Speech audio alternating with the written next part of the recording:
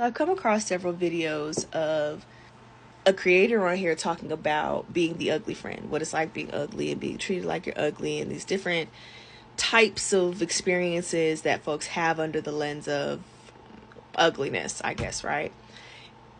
And I appreciate their approach to it because it's the first time that I've heard somebody talk about it that did not make me want to intellectualize it. I've been trying to intellectualize it ever since the first person I heard talk about pretty privilege or being ugly months ago. And that is just a trauma response. As a person who has been canonically, historically, and likely currently been deemed ugly and treated as such my entire fucking life, I immediately jumped to trying to intellectualize it because I can see that it's desirability politics. And thus I wanted to talk about desirability politics. But I more so want to talk about what I am witnessing in watching the videos and seeing folks' comments. Because folks will watch part of the video, watch half the video, watch the whole video, and then get into the comments and immediately say, but you're not ugly.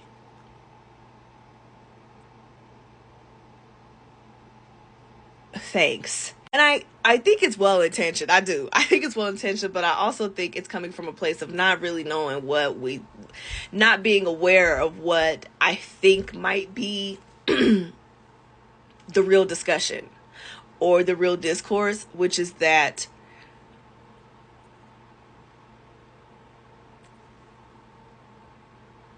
being ugly and being treated like that at every turn in virtually every fucking way, shape, and form is horrifying. 1. 2, it is systemic. We are being propagandized and indoctrinated to believe that certain people are attractive because they fit aesthetically into a mold that is very specific. And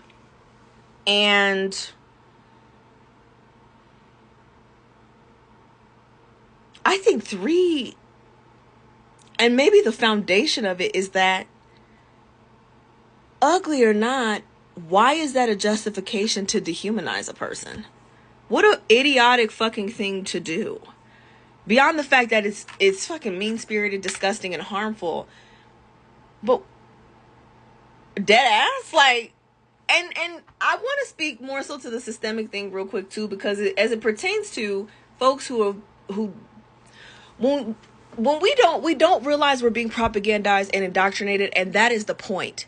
When a governing body is trying to make a group of people believe a thing, they want it so that you simply acquiesce to the new system or to the belief system or to, I don't know, the legislation that is, or the legislation that'll be, in a way that's seamless, to the point where you don't even realize that that's what's happening. That is the point of indoctrination. And ugliness is systemic. Like, it's also based in legislation. And I had to look it up because I learned about this a long time ago. But like in the mid-19th to 20th century, they had these ordinances called the ugly laws, verbatim. And they prohibited, I'm looking at it now, it prohibited people with visible disabilities or deemed unsightly from appearing in public spaces. These laws reflected societal attitudes towards beauty and disability, often criminalizing the presence of those who did not meet certain aesthetic standards. The aesthetic standards in a white supremacist capitalist patriarchy are exactly that. Racism in a proximity to whiteness. Fat phobia in a proximity to whiteness. Attractiveness sometimes can be in a proximity to whiteness. And I think systemically, by and large, it still is. But I also think that desirability now is kind of morphing into this secret third thing, where people who are proud or even feel like they may be proud of their heritage, if they're, non-white people, and I'm black, so I'll speak specifically to black folks, like, there's a propping up of black beauty, and trying to shy away from saying that these types of people who y'all think are attractive have European features, because ironically, if they're on a black person, but I also understand there's nuance to that. The point I'm trying to get across is like, if there are laws saying that ugly people couldn't even go out fucking side, then it's likely possible that you are exhibiting those types of exclusionary, dehumanizing behaviors in interpersonal relationships, or just existing out in the world with individuals, let alone groups of people. Is that to say that folks who are conventionally attractive are not being negged, are not being abused, are not being disrespected, are not being dehumanized? No. I am saying it's astronomically different. And it might even, you know what? I might take that back. It might even not be different, but I do think that it's scalar. I do think that it's scalar on this like binary that's based on a proximity to a thing. That it's still based on a proximity to a thing.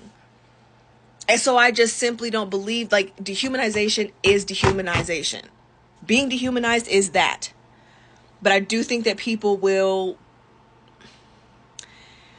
There are all these different scales and on these weird ass binaries that I think folks will use to measure their justification of dehumanizing a person by way of their proximity to a thing. And I absolutely believe that people justify dehumanizing folks that they think are ugly. The ugly laws, and as I mentioned when I was reading, the ugly laws are also an intersection of ableism as well. It's about dehumanizing a person. There's no need to display basic human decency to somebody you don't think is human, or you think is less than human. And I wouldn't even say animalistic. I am of the line of thought, and I thought this was proven biologically, but I guess people are still refuting this, that humans are animals too. But even if we're talking about non-humanoid animals, people fucking love animals unless they're bugs or spiders. Love animals. Niggas will cry over a fucking aardvark. And then just watch people blow other people's kids' heads off. Literally. Oh my god, look at the fucking koala, and then just be totally fucking apathetic to witnessing genocide. I digress. The point of the matter is, I think the crux of the conversation, at least how I'm seeing it, or the discourse in watching that young lady's videos talking about being ugly and being the ugly friend and all of these different experiences that they've had, and many of which I have identified with, is that being ugly is a dehumanizing experience, and it simply doesn't fucking have to be. You can simply not think somebody is attractive and not treat them like a fucking piece of trash. And I would argue that that's the crux of all of these phobias and isms. Aside, I mean, in different ways. There's nuances to that. But the point that I'm getting across is that you don't have to dehumanize people. And dehumanizing a person because you don't think they're attractive is fucking insane. And furthermore, telling somebody who is telling the world or the people or their audience, an audience at all, that they are having different experiences and have had different experiences their entire life because they have been deemed ugly, and then turning tail ass and just being like, but you're not, doesn't change, one, what they've experienced, two, what they are experiencing, and three, likely what they will experience if we don't change our minds around how we interact with people. Doesn't change anything. It changes fucking nothing. And actually, it just invalidates their experience. Because then it's like, well, shit, if I am attractive, then, I don't know, why are people dehumanizing me every fucking day? Y'all, I'm tired.